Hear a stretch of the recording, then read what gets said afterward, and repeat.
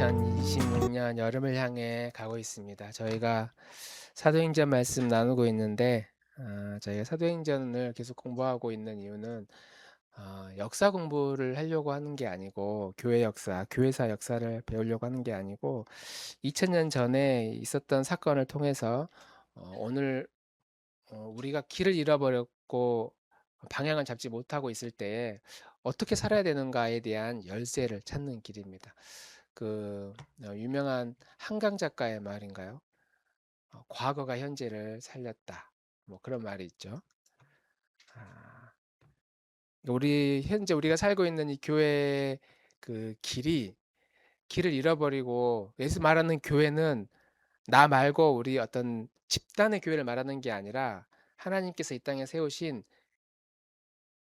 아, 하나님 나라의 교회를 말합니다. 그러니까 그 하나님 나라의 교회는 좁은 의미에서 나 자신이 교회이기 때문에 오늘날 길을 잃어버린 우리 자신들, 내가 뭘 위해 어떻게 살아야 되는지에 대해서 방향을 잡고 있지 못할 때, 그렇게 길을 잃은 우리들에게 필요한 것이고, 이런 교회가 모여있는 공동체가 길을 잃어버렸고, 그것이 우리뿐만 아니라 우리 바깥의 모든 이야기들이기 때문입니다. 그래서 사도행전 시대에 있었던 그 과거가 오늘 길을 잃어버린 우리들에게 어떻게 길을 찾게 해주는지, 그리고 우리는 어떻게 살아야 되는지, 어떤 교회가 되어야 되는지를 우리가 배울 수 있기 때문입니다. 그래서 이번 설교의 시리즈 제목이 안디옥에서 답을 찾다 하잖아요. 우리 한번 따라해 봅시다. 안디옥에서 답을 찾다. 왜 하필 안디옥일까요? 왜 하필?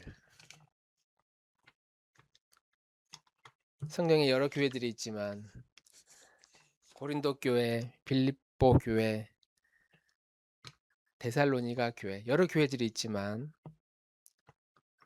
왜 안디옥 교회일까?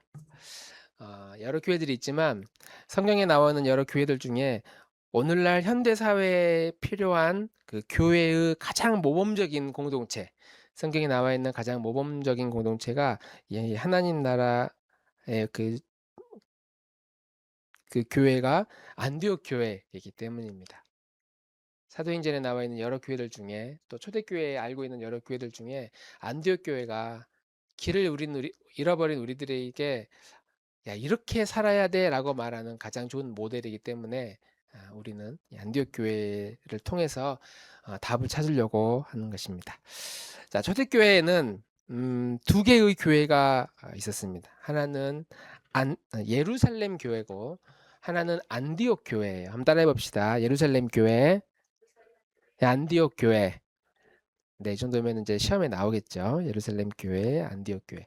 예루살렘 교회는 딱 교회 간판을 딱 내건 게 아니었어요. 그냥 처음에 나 예수님의 제자가 되고 싶어라고 하는 사람들 그냥 모였어요. 그냥 모여서 찬양하고 예배하고 구제하고 서로 돕고 하나님의 말씀을 나누고 기도하고 그런 공동체였습니다. 복음이 처음 시작됐던 교회. 누구도 예배는 어떻게 해야 돼? 라고 가르쳐 주지 않아요. 그냥 말을 할 수도 없어. 몰라. 그런데 그냥 이렇게 하고 싶어.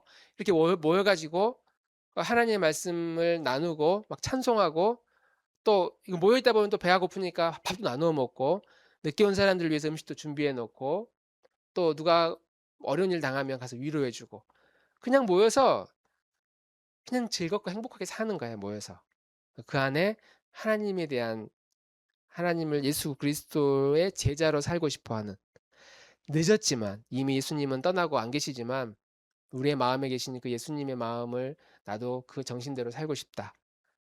그렇게 모이니까 그럼 너도 이제 우리의 가족이다라고 하면서 사도들이 세례를 베풀어주고 그렇게 해서 이제 우리는 이제 멤버야 멤버 한 공동체로서 살아갔던 세워졌던 교회가 예루살렘 교회였습니다. 그래서 예루살렘 교회의 시작은 모든 게 첫 번째였어요. 초대교회의 첫 번째 교회. 구약 시대에 뭐 제사지도 이런 거를 이런 제도가 있었지만 하나님께 예배하는 제도가 있었지만 이제 그런 시간이 다 지나갔고 새로운 예배의 시간들이 이제 만들어지기 시작합니다. 다 새로운 것이고 배우는 것도 많고 예수님의 가르침을 해석해서 살아야 되니까 배우는 것도 많고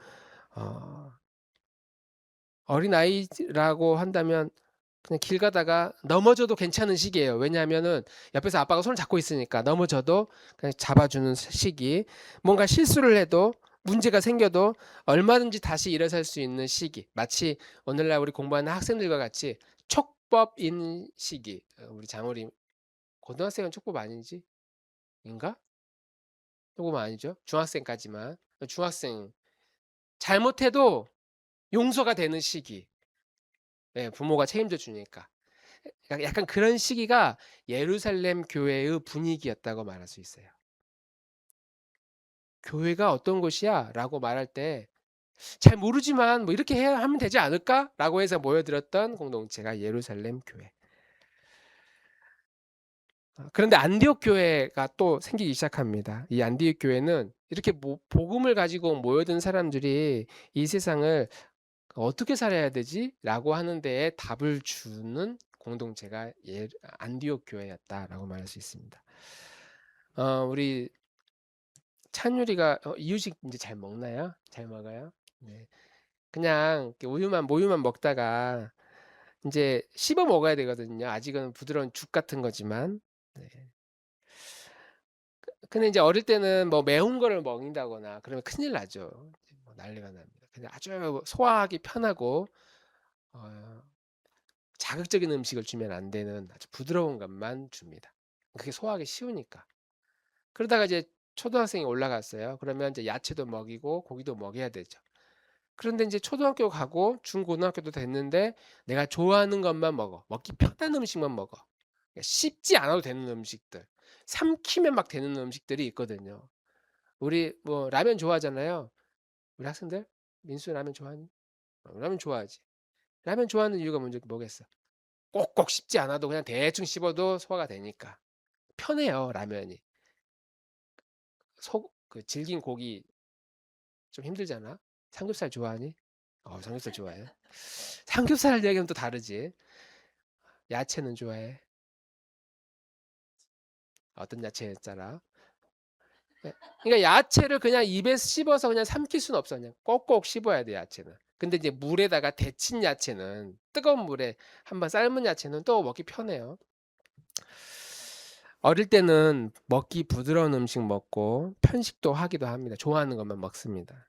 그런데 이제 어른이 되면 그렇게 하면 안 돼. 몸의 균형이 깨져. 건강의 균형이. 그래서 뭐 감자탕도 먹어야 돼. 뼈에 막 붙어 있는 고기 좋아하지? 네, 그런 거 좋아해요. 근데 이런 거 귀찮아서 안 먹는 사람이 있어요. 막 뼈를 발라 먹어야 되고 뭘 잘라 먹어야 되고 요리를 해 먹어야 되고. 어릴 때는 내가 먹기 편한 것만 먹지만 예루살렘 교회, 안디옥 교회는 이제 하기 싫은 것도 해야 돼. 먹기 싫은 것도 먹어야 되는 공동체. 이게 안디옥 교회이고 어른이 되어가는 모습의 교회다라고 말할 수 있습니다. 어, 안디옥 교회는 이제 막 어른이 됐어요. 어른이다 보니까 사회생활 해야 돼. 일도 해야 돼. 직장생활도 해야 되고 그러다 보니까 현실적인 문제가 생기기 시작합니다. 다른 나라 사람들, 나와 전혀 문화적 환경이 다른 사람들, 다른 배경에서 자라온 사람들이 같이 모여 있어. 그냥 문화적 차이가 있어요. 갈등이 생깁니다. 그리고 예수님을 믿고 나니까 아니 복음도 전해야 되는데 선교에 대한 부담도 막 생기고 그 많은 사람들이 모이다 보니까 갈등도 막 있고 그리고 이제 우리끼리 여기서 뭐냐 즐겁게 살면 안 돼. 복음을 가지고 세상으로 나가라고 그랬는데 가서 이제 뭘 해야 되는지에 대한 질문에 이 안디옥 교회가 답을 우리들에게 준다는 거예요. 아마 여기 계신 분들 중에 나는 예수님이 누군지도 잘 모르겠고 예수님을 난 믿고 구원받고 싶다라고 말한다면 우리가 갈 곳은 어디냐면 예루살렘 교회예요. 내가 예루살렘 교회를 찾아야 되는구나. 내 인생의 예루살렘 교회를 만나야 되는구나. 거기에서 예수님 만나고 구원받고 하나님의 자녀가 되는 그 길에 대해서 우리가 묵상하고 또 그런 기쁨과 그런 감격을 우리는 붙들어야 됩니다.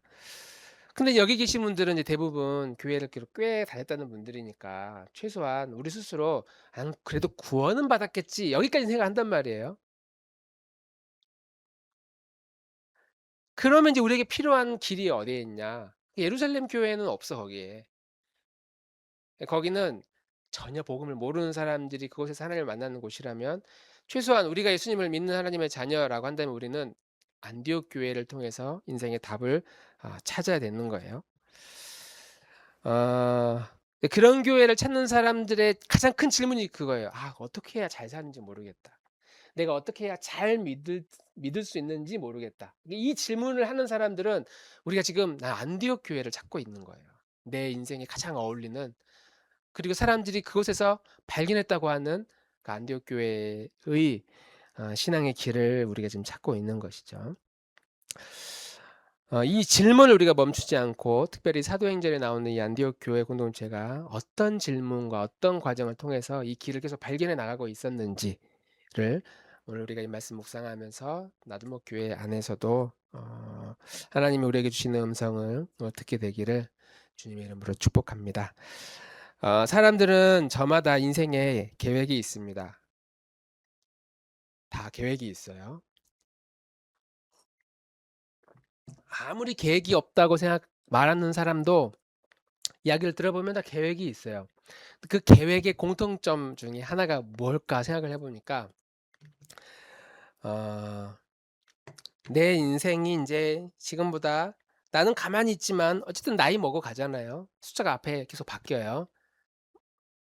2년만 지나도 뭐 군대를 가냐 마냐, 우리 민수도 막 그런단 말이에요. 가만히 있어도 나는 변한 게 없는데 세상에 있는 나라고 하는 그 본체는 그대로인데 너 중심으로 환경 계속 바뀌어. 우리는 다 그렇게 바뀌어요. 근데 하나의 공통점이 뭐냐면, 내가 지금보다는 좀 더 나아지겠지. 지금보다는 내가 내년이면 좀 더 나아지겠지라고 하는 마음의 음, 마음의 계획이 우리 안에 있다는 거예요. 그러니까 내가 세워놓은 계획이 있든 없든 그 안에는 항상 있는 게 뭐냐면, 지금보다는 좀 더 나아지겠지. 그래서 내가 공부를 열심히 하면 좀 더 나아지겠지. 내가 오늘 이렇게 돈을 벌고 있으니까 이걸 만 원씩 모아가면 내년에는 이걸 뭘 할 수 있겠구나, 좀 더 나아지겠지라고 하는, 점점 플러스 지금보다 상황이 더 좋아질 거라는 기대를 우리는 하고 있다는 거죠. 누구도 예외 없이 그렇습니다. 난 내년에는 나 죽을 거야. 그런 사람 없어요. 지금보다 더 나는 망가질 거야. 이런 사람 없다는 거예요. 다 좋아질 거라는 것을 기대하면서 살아가는 사람들입니다. 그러니까 돈도 좀 더 많아지고 당연히 건강도 더 좋아지겠지. 그리고 내 옆에 나를 좋아해 주는 사람이 분명히 생겨날 거야. 사람도 많이 있어질 거고 당연히 성적도 올라가겠지. 그런 생각하죠. 우리 장우리는 이번 이제 기말고사가 다음 주인가? 아, 기말고사 때는 중간고사 때보다 좀 더 나아질 거라는 기대를 해요? 안 해요. 음, 용감하군요. 네. 이 너가 그렇게 대답하면은 아빠가 이제 설교를 이제 더 이상 못 하는 거잖아. 다시 한번 질문할게. 자, 중간고사 때는 어땠는지 모르지만 기말고사 때는 좀 더 나아지겠지, 이런 기대를 해요, 안 해요? 하죠. 네. 이거 안 하면 바보지. 누구나 다 하지. 지금보다 좀 더 나아질 거라는 기대를 우리는 가지고 살아갑니다. 교회도 마찬가지죠. 우리 교회가 올해는 좀 이랬는데 내년에는 좀 더 나아지겠지. 내년에는 더 풍성한 그런 공동체를 어떻게 만들 수 있을까? 우리는 그런 걸 기대를 하고 그런 거를 차곡차곡 쌓아가요. 이제 계속 오늘 쌓아가고 내일 쌓아가고 내년도 그렇게 쌓아가는 것을 목표로 살아갑니다. 그런데 이제 문제는, 우리의 목표는 플러스인데 현실은 이제 마이너스인 경우가 있다는 거예요. 내가 열심히 지금 민수야 기말고사를 준비하고 있어. 그런데 중간고사 때보다 좀 더 나아질 거라는 기대를 가지고 공부를 하잖아. 근데 이제 문제는, 현실이 상상을 해봐. 만약에 중간고사 때도 겨우겨우 막 좀 아쉬움이 많은 시험이었는데, 성적이었는데 이번 기말고사 성적이 딱 나왔는데 중간고사보다 훨씬 더 마이너스인 성적이 딱 떨어졌다. 훨씬 더 못했다. 더 이상 올라가지는커녕, 아니 유지는커녕 더 떨어졌다. 그럼 기분이 어떨 것 같아? 아주 그냥 난리가 나죠. 그러니까 우리의 목표는 플러스지만 실제로 우리의 현실은 이렇게 마이너스가 되는 거예요. 어른들도 마찬가지죠. 열심히 통장에 돈을 쌓아 놨는데 모아 놨는데 한순간에 이 내 돈이 아니야 어느 날 갑자기. 일이 생겨 가지고 목돈이 들어갈 일이 생기고 순식간에 돈이 빠져나가고 내 옆에 나를 좋아했던 사람들도 떠나고 건강도 갑자기 나빠지고 한 2년 후에 우리 엄마 아빠가 병원에 입원해 쓰러져 간다고 생각을 해 봐요. 우리는 그런 마이너스를 상상을 안 해. 근데 실제로 우리의 현실은 늘 그런 변수들이 있다. 세워 놓았던 계획도 틀어지고 교회도 마찬가지입니다. 교회도 좋은 계획을 가지고 있지만 오히려 마이너스가 되는 그런 현실적인 문제들을 우리는 많이 만나게 됩니다. 그때 마음속에 제일 드는 생각이 뭐냐면 '하나님 도대체 왜 나한테 한 번을 기회를 안 주시나.'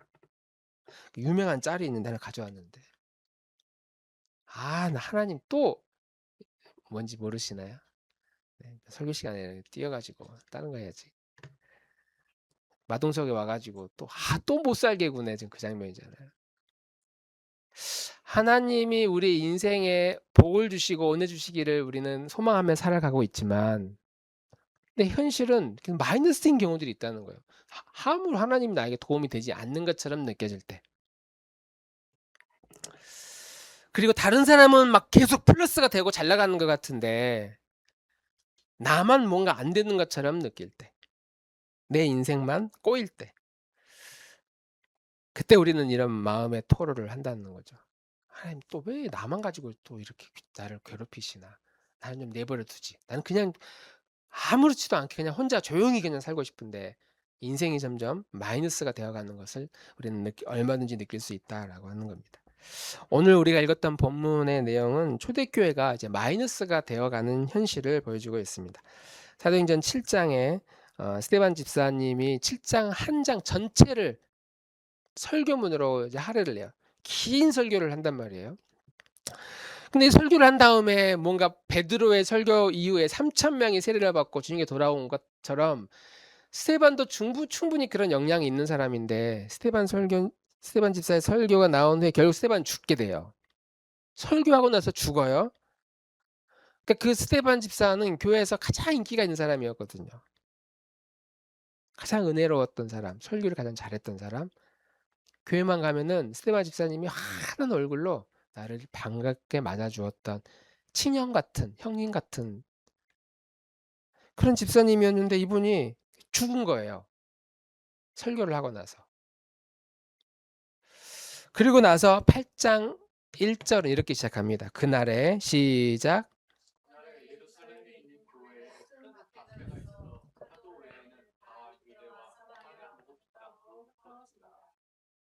교회에 큰 박해가 일어납니다. 교회가 무너지기 시작한 거예요. 이제 교회가 망한 거예요. 사람들이 뿔뿔이 흩어지고 도망갑니다. 만약에 이렇게 교회에서 모여서 예배드리고 있는데 누군가가 끌려가 가지고 돌에 맞아 죽었어. 그리고 인제 '이 사람 예수를 따르는 모든 사람을 다 이렇게 처벌할 것이다.'라는 소문이 도니까 다 뿔뿔이 흩어져요. 더 이상 여기는 모이지 않아요. 여러분 이런 거는 그 부흥은 아니거든요, 부흥. 우리가 "부흥합시다. 부흥하기를 원합니다."라고 할 때 그 부흥은 모여드는 걸 말하는 거지 이렇게 흩어지는 걸 말하는 게 아니에요. 소문이 나죠. 스데반 집사 돌에 맞아 죽었대. 교인들 다 도망가고 야반도주하고 그 교회 이제 난리가 났대. 이런 소문이 막 돌기 시작하는 겁니다. 그래서 요즘 이제 막 이렇게도 생각해 봤어요. SNS나 신문에 이제 그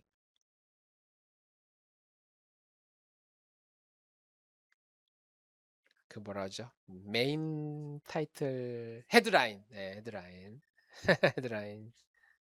초대교회 붕괴 막 뜹니다. 지도자 사망, 성도 대량 이탈 막 이런 게 이제 막 떠요. 유튜버에 막 그 썸네일에 막 뜬단 말이에요.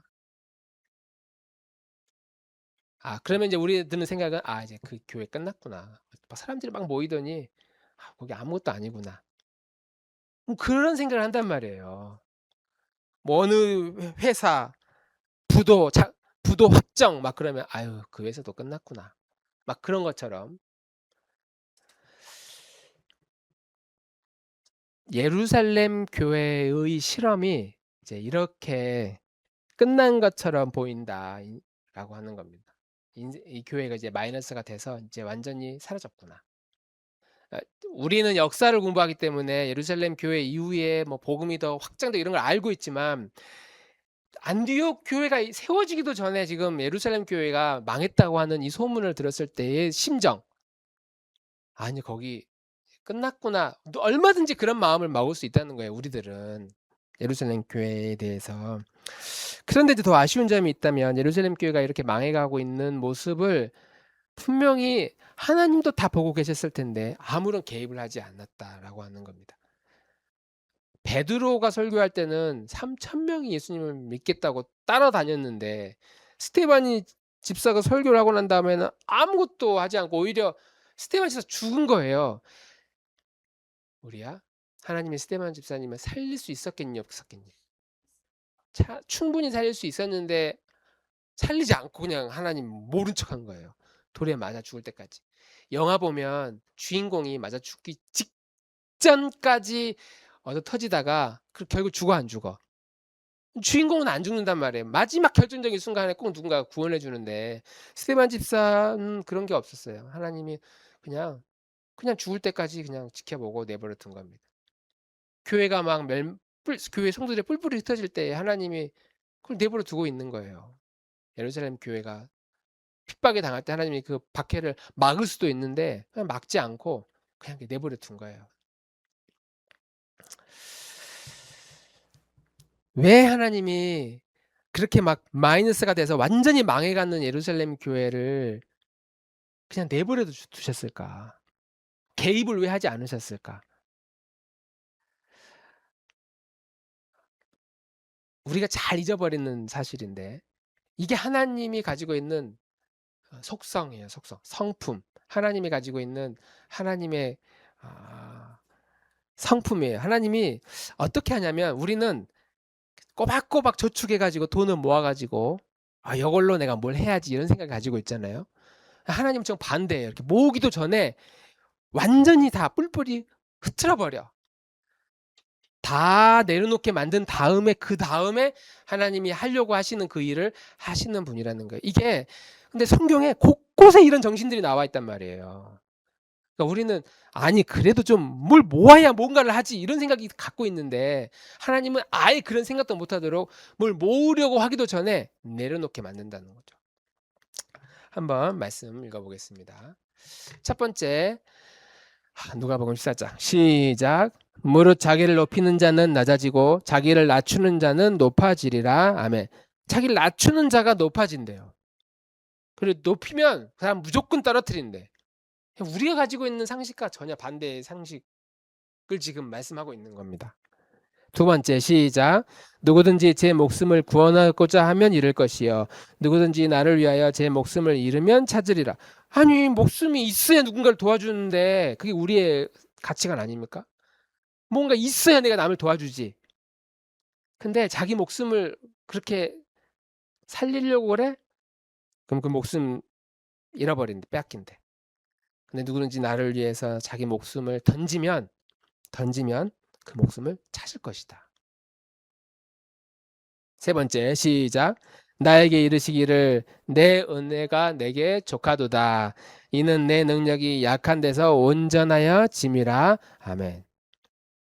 약한 데서 온전해진대요. 사람의 능력이. 아니 좀 힘이 있고 강해야 이 사람이 역량 있는 사람이야 데려다가 쓰시는데 우리 같으면 하나님은 능력 있는 사람보다 사람의 태도를 먼저 보시는 거예요. 태도.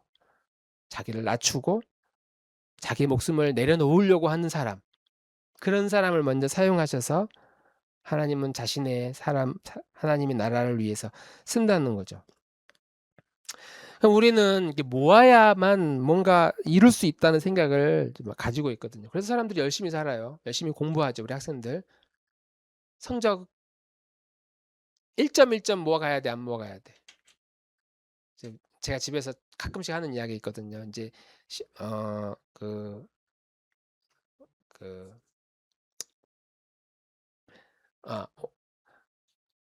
지금 몇 시간 공부할 거니? 그러면 한 3시간 정도 공부한대요.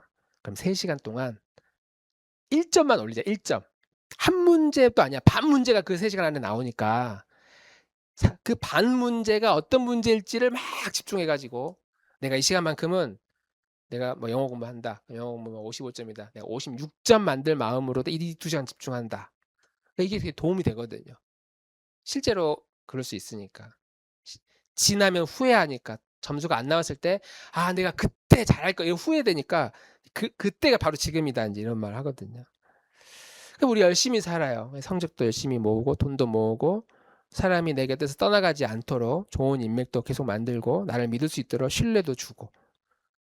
그래서 이렇게 많이 모아지면 아 내가 인제 주님을 위해서 뭔가를 누군가를 위해서 내가 도울 수도 있겠다 생각을 해요. 아니면 내가 이 정도만 모아지고 이 정도만 역량이 생기면 나 그때는 주님을 위해 누군가를 위해서 내가 살 수 있을 것 같다.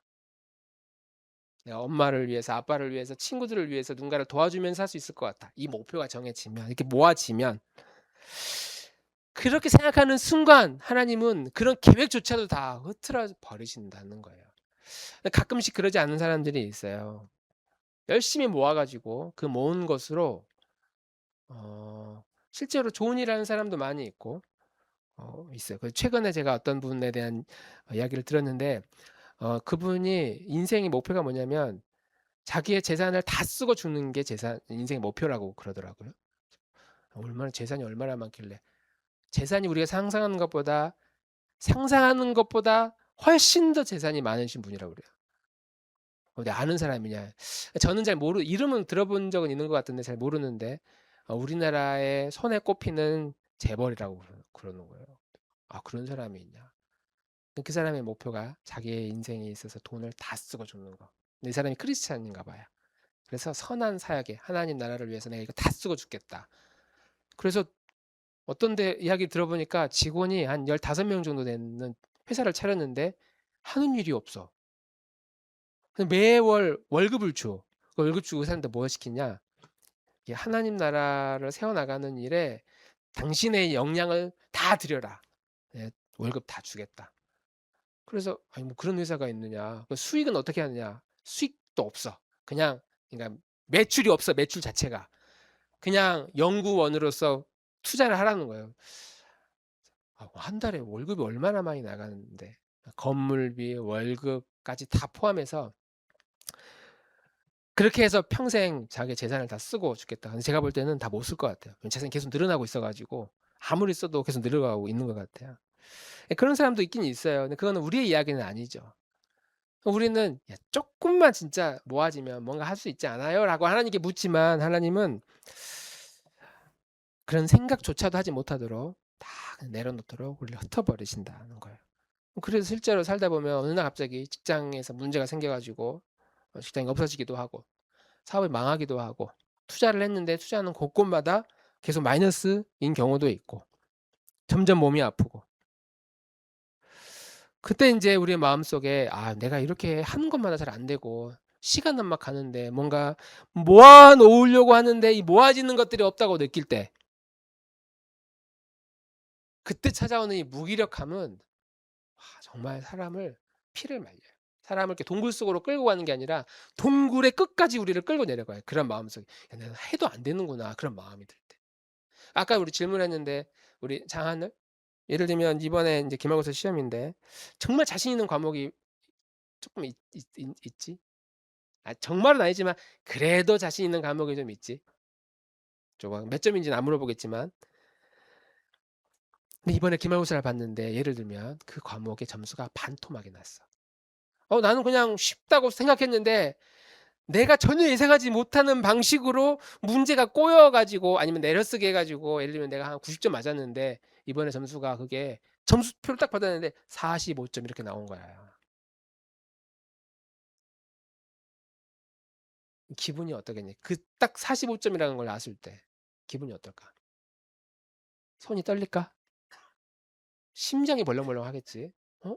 이거 무슨 일이지?' 그 성적을 딱 받는 순간 점수를 보는 순간 '아 내가 뭔가 실수했나? 아유 내일 시험이고 모레 시험인데 일단 내가 열심히 해야지.' 그런 마음이 들어 안 들어? 안 들어. 그런 점수를 딱 보는 순간 내일 공부할 것 같이 의욕이 완전히 사라지는 게 우리 인간의 본성이라는 거죠. 우리 인생에 있어서 마이너스를 한번 경험하고 나면 인생이 무너지는 것처럼 우리는 자기를 놔버리는 경향이 우리 안에 있는데, 그런데 성경은 그렇지 않다는 거예요. 우리가 그런 존재로 지음받은, 부름받은 게 아니다. 그런 존재로 부름받은 것이 아니다. 성경은 한 사람의 인생, 한 사람의 인생, 그리고 한 공동체의 여정을 하나님 나라로 세우기 위해서 플러스 되는 것으로부터 우리를 부르신 것이 아니라 마이너스로 만드는 것으로부터 시작한다. 이렇게 말씀하고 있다는 거예요. 마이너스로 우리를 먼저 시작하게 하신다. 같이 한번 읽어봅시다. 시작. 하늘의 밀이 땅에 떨어져 죽지 아니하면 그대로 있고 죽으면 많은 열매를 맺느니라. 아멘. 하늘의 씨앗이 땅에 있으면 성경 구절 그대로 그냥 그대로 있대요. 아무것도 아니래요. 근데 이게 뿌려지면, 이 밀알이 뿌려지는 순간 열매가 맺어지기 시작합니다. 근데 뿌려지는 순간이 뭐예요? 새떼들의 밥이 되거든요. 밭에 농부가 씨를 이렇게 창고에 막 쌓아놓고 있다가, 쌓아놓으면 뭐예요? 그냥 씨앗이지 뭐. 1년이 지난 씨앗, 2년이 지난 씨앗, 3년 보관된 씨앗 가지고 있으면 그냥 씨앗인데, 열매가 없는 씨앗인데, 농부 가가지고 밭에 이걸 뿌리기 시작합니다. 씨를 밭에 뿌리는 순간 뭐가 날라와요? 우리 승찬이? 그걸 먹기 위해서 뭐가 모여들어요? 새떼들이 이제, 자동차 타고 가다가 논밭에 새들이 막 모여 있는 거 본 적 있어요, 없어요? 본 적 있죠. 그 밭에 뭔가 먹을 게 있어가지고 농부가 밭에 씨를 뿌리는 순간 새떼들이 모여서 새의 밥이 되는 건 너무 당연한 건데, 근데 그렇게 됐을 때 그 씨앗은 이제 땅에 뿌리가 내려지고 식물이 되고 자라서 열매를 맺는, 하나님의 나라는 그런 방식으로 성장한다라고 말씀하고 있는 겁니다.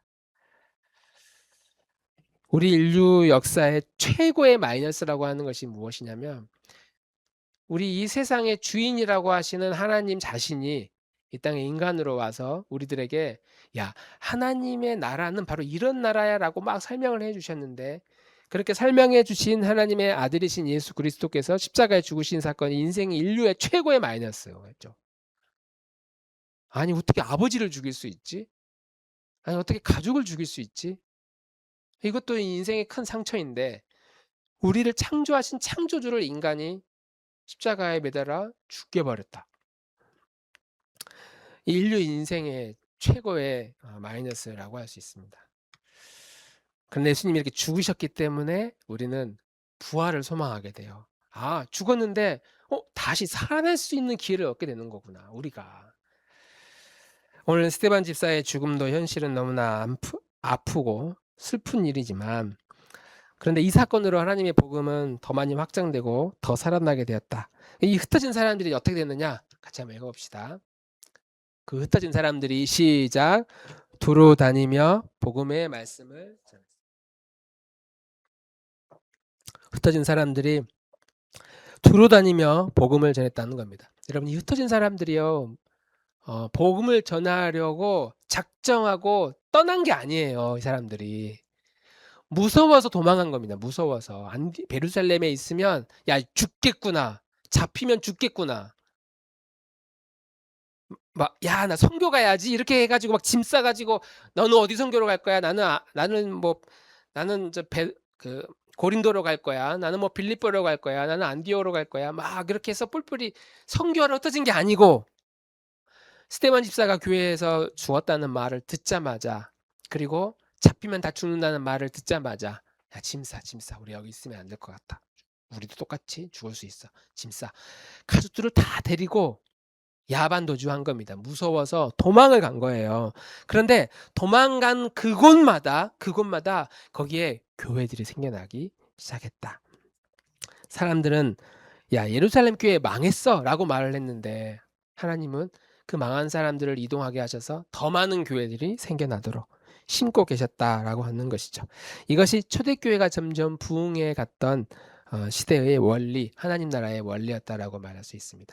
제가 그래서 마음속에 궁금한 게 있어요. 자료를 찾아보진 않았지만 우리나라에 부흥하는 교회들이 몇몇 교회 있거든요. 큰 교회들 막 많이 있어요. 그런데 큰 교회들, 부흥하는 교회들 이렇게 보면 한 번도 예수님을 안 믿고 모르고 살다가 예수님을 믿고 하나님의 자녀가 된, 우리 아까 그 두 개의 교회 중에, 민수야, 두 개의 교회 어떤 교회에 있다고 그랬지? 맞아. 그리고 안디옥 교회. 예루살렘 교회는 초신자 교회. 초신자 한 번도 예수님 안 믿는 사람들이 모인 교회고, 안디옥 교회는 그 모인 사람들이 이제 떠나가 가지고 거기서 정착하면서, 야, 우리 여기 또 다시 우리 교회 예배 공동체를 세워보자 해가지고 모인 공동체가 안디옥 교회인데, 우리나라에 예루살렘 교회라고 말하는 그렇게 부흥하는 교회들이 있을까? 대부분 교회 성도가 많이 모인 교회들 중에 초신자, 예수님을 전혀 모르고 있다가 예수님을 영접해서 하나님의 자녀가 세례받고 예수님의 자녀가 되는 그런 교회가 많지 않아요. 오히려 우리 나들목 교회처럼 작은 교회들에서 예수님을 처음 친구 따라 왔다가 믿기 시작해가지고 살다가 큰 교회로 옮겨간 사람들이 훨씬 더 많이 있습니다. 그러니까 저희 고향에 계신 저희 아버지 이제 은퇴하셨지만, 지난번에 저희 사촌 그 형님과 함께 식사를 하면서 대화하는 중에, 저희 아버지 교회가 이름이 광현교회였어요. 야, 그러고 보니까 광현교회 출신의 목사님들이 되게 많아. 그래요? 야, 누구도 신학교 같고 누구도 신학교 같고, 생각해 보니까 작은 교회였지만 너무너무 많은 거예요. 그냥 크리스찬으로 사는 것 차원이 아니야. 크리스찬으로 사는 것 차원이 아니고, 거기에서 더 나아가서 평생 내가 주님을 위해 살아야 되겠다고 헌신한 신학교, 그냥 목사님이 된, 사모님이 된, 뭐 권사장님들은 더 많이 있겠죠. 그분들이 훨씬 더 많이 있다는 거예요. 그 말 듣고, 하나님의 교회는 막 많이 모여서 되는 것이 아니라 작지만 그 작은 공동체 안에서 하나님께서 하시는 그런 계획이 있구나. 이것이 하나님 나라의 원리구나. 그리고 이러한 원리가 오늘 이 자리에 모인 우리들에게, 저에게 너무너무 필요하다라고 하는 것입니다. 우리는 스스로 나는 뭔가 발전하지 않는 것 같다. 작년과 비교해보면 별다를 거 없을 것 같고, 뭐 똑같은 것 같다. 아니면 더 상황이 안 좋아지는 것 같다. 자기가 자꾸 마이너스라고 생각하는 분이 있을지 모르겠어요. 아무리 노력해도 제자리인 것 같고 더 무너지고 있는 것 같고. 왜냐하면 우리 안에 계속 이렇게 모아지고 뭔가 많아져야 내가 성공했다고 우리는 느끼기 때문에. 근데 손해 보면 잡히는 게 별로 없어. 모아지는 게 별로 없어. 그냥 계속 제자리만 도는 것 같아.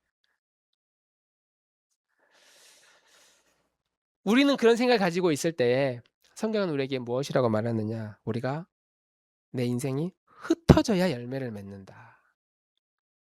뿌려져야 열매를 맺는다. 우리는 뿌려지면 손해라고 생각하는데 마이너스니까. 하나님은 우리가 그렇게 마이너스가 되어야만 그때부터 너의 시작이다 이렇게 말할 수 있다라고 하는 것입니다. 저는 제 인생의 최고의 가장 큰 축복 중에 하나가 쓰임받는 인생이라고 저는 믿습니다. 저는 우리 나눔목 공동체 개개인이 모두 내가 누군가로부터 쓰임받고 있다라는 그 생각이 우리를 강하게 사로잡아서 그것이 우리를 가장 행복하고 기쁘게 만들었다면 참 좋겠다 이런 생각을 소망하게 됩니다. 누구한테 쓰임 받을 거냐? 뭐 사람에게 쓰임 받는다면 좋죠. 누군가 내가 필요하다고 나를 찾는 건 너무 좋은 일이죠. 그런데 이 세상의 왕이신 그 하나님이 나를 찾아. 야, 너 필요해. 내 나라를 위해서. 야, 너가 필요해. 민수 너가 필요해. 내 나라를 위해서 우리 너가 필요해. 하늘이도 필요해. 승찬이도 필요해. 모든 하나님의 계획 안에 우리가 필요하다는 그 말을 들을 때 우리는 가장 행복하거든. 내가 그렇게 쓰임 받을 때 우리는 가장 기쁩니다. 그것이 우리의 마음을 뛰게 하고 벅차게 해요. 가장 보람 있게 만들어줍니다. 근데 그 세상이 누구냐? 세상을 창조하신 하나님이 나를 찾고 있다는 사실을 우리는 기억해야 된다고 하는 것이죠. 그래서 우리가 내 인생이 마이너스인 것 같아. 별로 쓸모가 없어. 사람들이 나를 찾지도 않아. 라고 하는 순간에 하나님은 그런 마이너스 된 인생을 찾고 계신다. 스스로 마이너스라고 생각되는 사람, 가진 게 많이 없다고 생각하는 사람, 점점 더 동굴 속으로 들어가려고 하는, 그렇게 무기력해지려고 하는 우리의 모습 보면서 하나님은 난 너가 필요해. 너 같은 마음을 가지고 있는 사람, 자기를 더 이상 비워줄 것도 없는, 자기를 낮출 것도 없는 그런 사람이 필요해.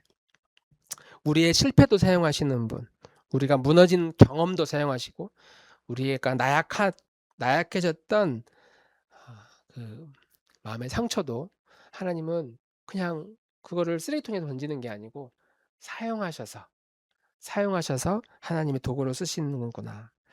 우리가 이런 믿음의 고백을 할 수 있다면 우리의 인생도 마이너스라고 느낄 때마다, 그렇게 무기력해질 때마다 하나님이 이런 나를 좀 사용할 수 있겠구나라는 소망을 갖게 될 것이라고 믿습니다.